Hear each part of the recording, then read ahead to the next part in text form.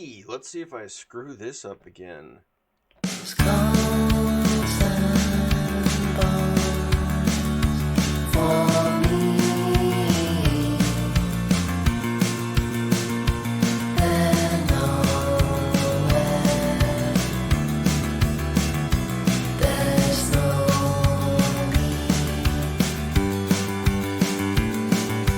left for me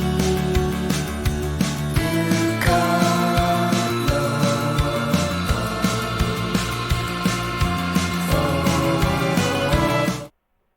Hey everybody, I'm Steve. This is the Deployed from Detroit School of Leadership and Madness.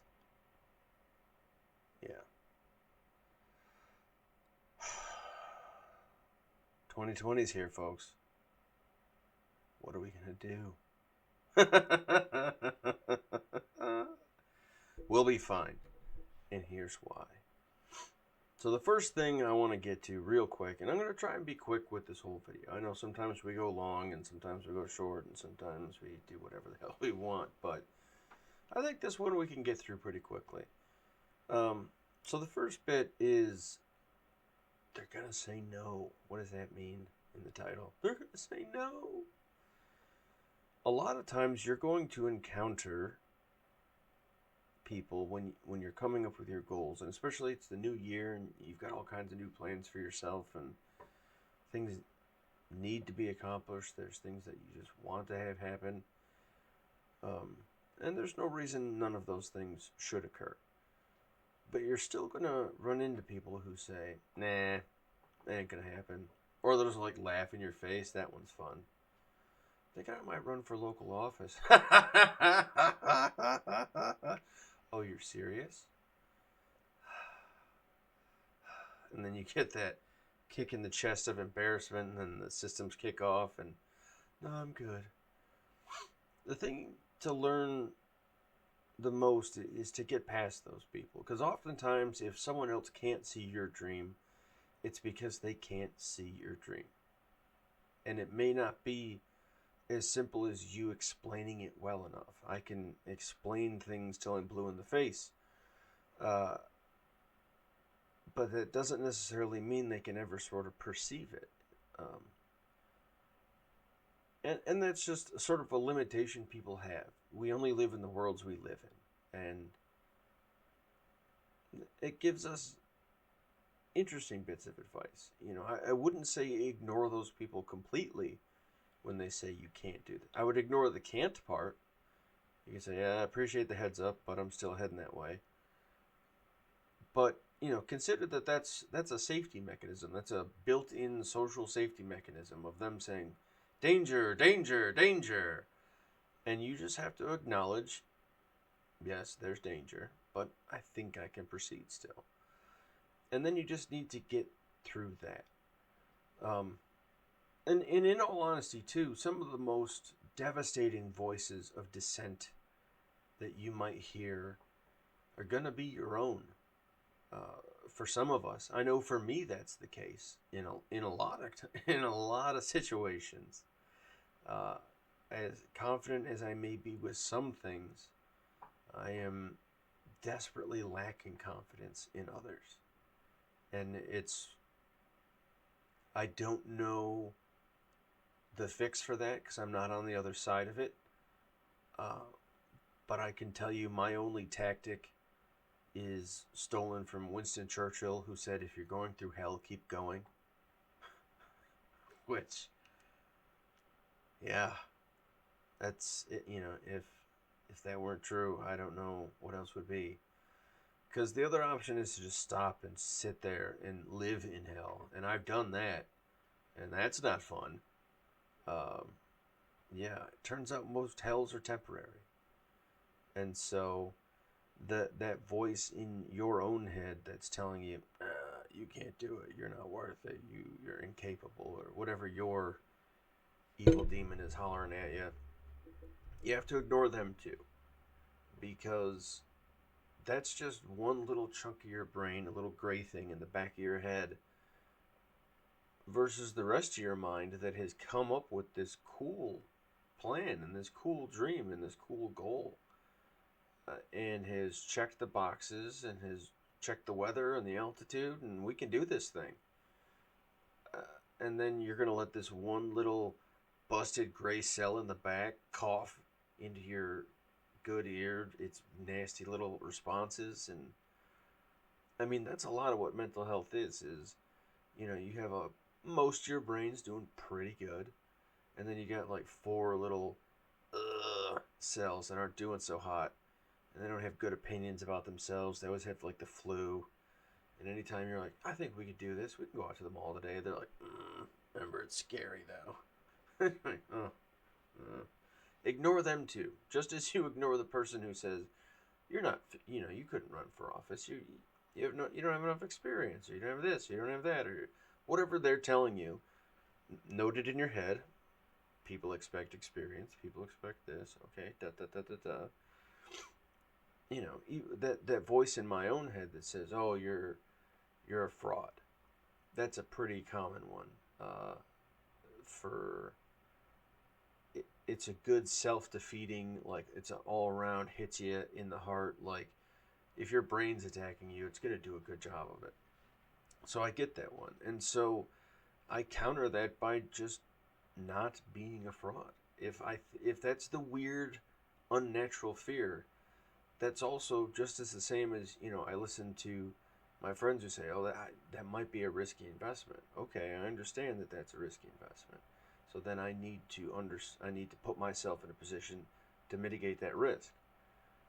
Well, if I'm listening to the voice in my head and it says, well, "You don't know what the fuck you're talking about," well, I better make sure I start learning what the fuck I'm talking about. And then that voice is useless. And it'll still be there, more than likely. I haven't gotten rid of it yet. But I can at least tell it to shut up with a little bit more confidence. And that's all you really need, is that a little additional confidence to fight the voices in your neighborhood, in your family, and in your own head telling you that you can't do what you want to do. So let's move on to this next bit, and we'll close it out just as quick, because this is a quick tool for setting your goals. So whatever it is you want to do, the thing, this year I want to lose weight. This year I want to open a hotel on the moon. This year I want to open a restaurant under the ocean. This year I want to become an astronaut. Whatever you want to do, we can start it. I don't know if we can nail it, but we can start the process. And it starts with something just as easy as this. Let me hit the screen for you. So you need your goals to be SMART. Some brilliant person put together this terrific acronym for us to steal. And throughout the military we use this, and throughout business you see this, and pretty much everywhere this has been a pretty common rubric for setting up your goals. And so SMART, that's all you have to remember, and it's specific, measurable, attainable, relevant, and time bound. So you want your goals specific because you need to know what it is you're trying to achieve. If your goal is I'm going to lose weight, that goal is so big and kind of weird that you may not feel good with your success, or you may not understand how much of your success can be measured. If your goal is I just want to lose weight, and you lose 1 pound, you have successfully achieved your goal. And if that's good for you, that's good. But if you kind of hoped to lose more, so if you want to get more specific with that, then you have to say like, oh, I want to lose 15 pounds. And then you can start measuring these things. And the measurable portions of the specifics in this case is 15 pounds. But in other cases, it could be, I need to get a job. But I mean, that's not specific enough. I need to get a job, of course. But I'd like to find a job that can cover my wages and have insurance and this, that, and the other thing within this selected career field, and da da da da da. So what you're taking is the general idea, your general sort of hope is the lose weight and get a job. That's sort of the hope, but the goal itself needs to be, what does the world look like when that thing has happened? And so you start to see all the specifics of that. So if I'm getting a new house, that means I have a real estate agent on the phone. It means I have a mortgage lender on the phone. It means I'm looking for houses. It means there's a lot of different things in play in order to just get a house. And so be specific. Start writing that down as part of your goal and part of your plan. And then you can start to understand how your goal needs to be accomplished. And that's what most of this is, because as you start writing this out, you start to see, like, okay, this needs to happen before that, and that needs to happen before that. And your goal has turned itself into a plan, and then you're good to go. So, okay, measurable stuff. The measurable bit is all the other components. Let's say you're building a house out of Legos, and you need to have 40 blue ones, and 40 red ones, and 40 yellow ones, and whatever it turns out to be. So the measurements are those different components. Can you, you know, let's say for purposes of like the house, I'm trying to get a house, so I should probably get a down payment together. So I should probably have a savings going. Well, what do I want my down payment to be? Okay, what can I save now? Okay, so this goal setting plan has to start a little bit earlier, because what you'll also start to realize, and what a lot of early planners find out, a lot of people who are just getting into trying to accomplish more complex goals, is the same as somebody making bean soup for the first time who doesn't read the directions before they start cooking. And then they're going to make their soup, and it's about an hour before dinner. And then they get all their ingredients out, and it says, soak the beans overnight. Now, if you have a pressure cooker, you can skip this. But traditionally, you got to soak your beans. And so not having that step ahead of having read the instructions or having understood all the other components of, I'd like to have some bean soup. They didn't understand all the aspects of what having bean soup is.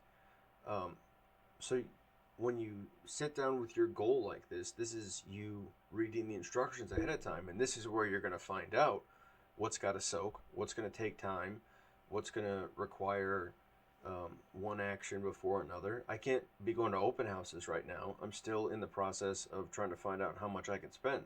I have a lending officer. They're doing their math and calculations. They'll get back to me after the holiday, and maybe then we can start thinking. But if I was running around doing house hunters right now, that's dumb. It would be fruitless. It would be no benefit to me or anyone else. But I can, in the meantime, be considering, like, okay, when that floodgate opens, because that's portion of my plan is I need to understand what kind of house I want. I can start making that list of at least, like, okay, I'd like to have these things in it. I'd like to not have these things in it. I can at least do that. And that's just from writing out the goals and understanding, the different yardsticks, the different measurements in that goal. And that's how I'm not panicking, because I'm a big anxiety person and I panic quite a bit. It's not fun. And it's not anything to brag about. But this helps that process too, of sort of alleviating the anxiety, because now it's not the terrifying prospect of like, oh shit, I need to get a house. Now it's, I need to call so-and-so and figure out what's up with that lending thing. I need to get with so-and-so over at the credit repair place because I need to go up a couple more points. I'm doing okay, but details.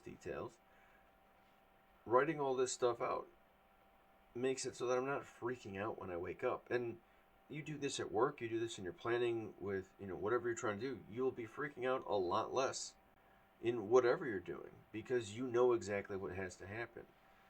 Your goal, as you've dissected it into what it really needs to be, has become a plan of sorts. All you really have to do is add a couple schedules, put some things in here, and it's a fully fleshed out plan. So play with this. Just sit down and write out a few goals. I want to get a truck. I want to get a house. I want to get a car. I want to get a job. I want to lose this. I want to do that. Write it on a sheet of paper. Write the word SMART right under it. And then just kind of go to town a little bit and see, like, okay, what are the specific things I want out of this? Do I want to buy a house or do I want to buy a condo? Because I'm not great with lawns. I mean, I'm pretty good, but I don't have the stamina, which that's embarrassing. Um, what are the measurable parts? What are the and run yourself through, and you do it 4 or 5 times, and it'll make so much sense that it'll just kind of be second nature. Um, and then you'll just panic a lot less, or at least I do. I don't know if you panic, but when it comes to those moments of like, what do we do? Oh yeah, we already wrote it down. So, all right, gang, keep that in mind. Hopefully, this stays up and all that good stuff. I think I'm having better success with the technical difficulties we were having earlier. It's they have a new like live streamy componenty thing, and so what was happening is they weren't deleting my videos. I just wasn't uploading my videos. I hit stream over here, and that used to be the good, that's all you have to do. But now, so if you're also streaming, if you hit stream on your encoder, you still got to hit it in the window. That was my mistake. That's why the videos aren't popping up. And hopefully, that's why this video is going to stay. So, like, subscribe, please. Share us if you can. Check out deployedfromdetroit.com, our website. It is a complete disaster. But that's mostly because I'm doing it for now. If you're interested in helping us, guiding us, calling us names, whatever, dfd.slm at deployedfromdetroit. dfd.slm at deployedfromdetroit.com. All right, we love you, gang. Have a good one.